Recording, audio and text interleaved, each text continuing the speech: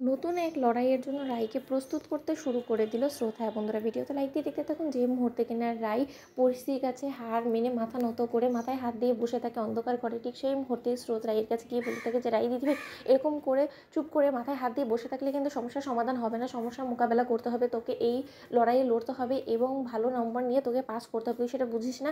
আর তার থেকে বড় কথা, তুই তো কোনোদিনও তোর জীবনে হার মানিসনি, তাহলে তুই এবার তোর বর যেখানে কিনা এতটা মুশকিলে পড়ে গেছে, সেই মুশকিল থেকে তুই তাকে উদ্ধার করবি না, তুই তার জন্য ফাইট করবি না। দিদিভাই এত সহজেই তুই নীলাঞ্জনা দিদিভাইয়ের কাছে হার মেনে নিবি?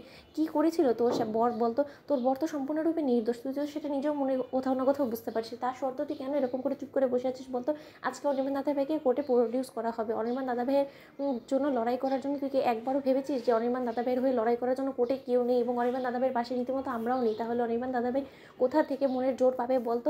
অনির্বাণ দাদাভাই তো রীতিমতো হাল ছেড়ে দিয়ে নিজে থেকেই এই নীলাঞ্জনা দিকে জিতিয়ে দিবে। তাহলে তুই বুঝতে পারছিস না? এখনও পর্যন্ত অনির্বাণ দাদাভাইয়ের হয়ে লড়াই করার জন্য আইনজীবী অবধি রাখা হয়নি। তাহলে তুই বুঝতে পারছিস যে কোর্টে গিয়ে অনির্বাণ দাদাভাই ঠিক কী অপদস্থ অবস্থা হবে?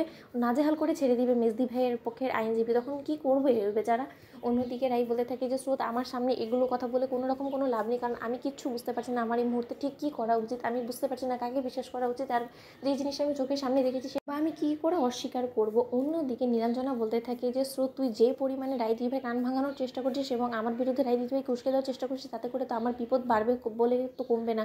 তাই আমাকে যে করেই হোক না কেন এই কেসে জেতার জন্য নিজের উপায় নিজেই একটা বের করতে হবে। এবার আমি অনির্বাণ দাদাভাইকে এমনভাবে সকলের কাছে অপদস্থ করবো যার ফলে কিনা অনির্বাণ দাদাভাই হয়ে কোর্টে লড়ার মতন না তো আইনজীবী থাকবে, আর যতটুকু মান সম্মান অনির্বাণ দাদাভাইয়ের আছে সেই সব কিছু যাতে ধূলিসাৎ হয়ে যায়। এবং তার জন্য সর্বপ্রথম আমাকে মিডিয়া হাউসগুলোতে খবর দিতে হবে যে অনির্বাণ দাদাভাই ঠিক কতটা কুৎসিত এবং নোংরা প্রজাতির মানুষ, এবং তার এই ভালো মানুষের চেহারার আড়ালে যে ঠিক কতটা কুৎসিত প্রজাতির মানুষ বহন করে বেড়ায়, সেই আসল চেহারাটা যাতে মিডিয়া লোকেরা টেনে হিচড়ে বার করে দেয়। তারপর আমি দেখবো যে এই কেসে কী করে অনির্বাণ দাদাভাই পার পেয়ে যায় এত সহজে। আর রায় দিদিভাই, যতক্ষণে তুই নিজের মন স্থির করবি না অনির্বাণ দাদাভাইয়ের হয়ে লড়াই করার জন্য, ততক্ষণ অনেকটা দেরি হয়ে যাবে। ততক্ষণে দেখবি যে তোর বরের 10 বছরের জেল তো নির্ঘাত হয়েই যাবে।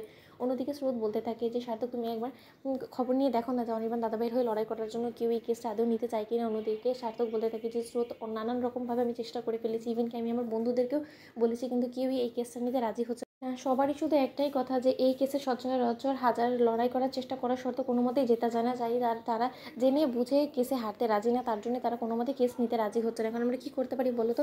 অন্যদিকে স্রোত বলতে থাকে, তাহলে কি আমরা এত সহজে হার মেনে নিব এবং মেজদিভাইকে জিততে দেবো? রাই দিদিভাই, তুই এখনও চুপ করে থাকবি? তুই কিচ্ছু বলবি না? অন্যদিকে রাই বলতে থাকে যে স্রোত, তোরা আমাকে আমার হারে ছেড়ে দে। আমার যদি মনে হয় যে না, আমি অনির্বাণকে এই লড়াইয়ে সাথ দিব তাহলে দিব, নয়তো না আমার উপরে জোর খাটিয়ে তুই কোনো কিছু উদ্ধার করতে পারবি না।